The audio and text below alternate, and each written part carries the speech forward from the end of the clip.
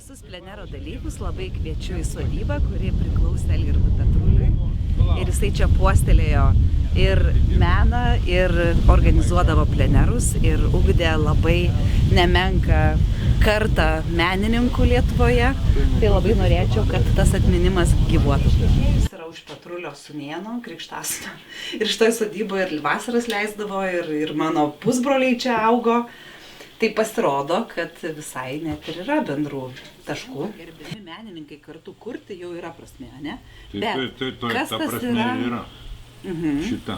Čia pagrindinė prasme, tu pasakei. Istorija tokia, man kolegos pataisysi.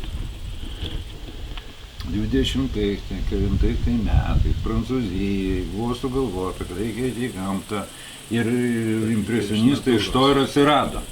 Jie susimesdavo, nuvažiuodavo bilenkur, prieš tai gal susitarė, kad neišvyktų ir, reiškia, tapė gamtoje, ten gyveno, kas daržiniai, kas kažkur priimdavo, tai tokie klajojantis, reiškia, cirkai. O po to radosi... Po to dabar, reiškia, jeigu pleneras, tai čia atgyvena, nes pleneras, ne, tai yra gamtoje.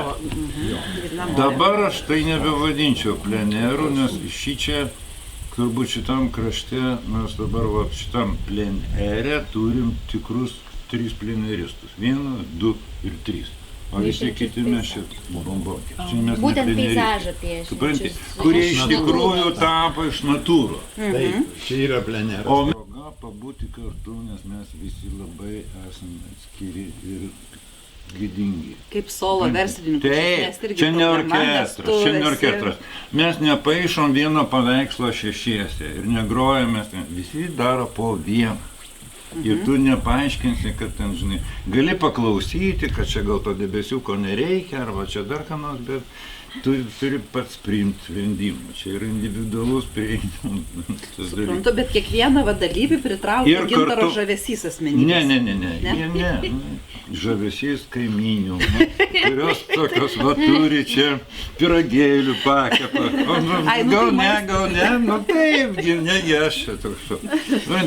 Ir yra tokia, dabar jie yra įvairūs. Šitas mūsų, kur dabar vyksta, jis ko gero vienas seniausių, vienintelis tikresnis. Žinot kodėl? Mes negaunam, nieks mūsų nefinansuoja.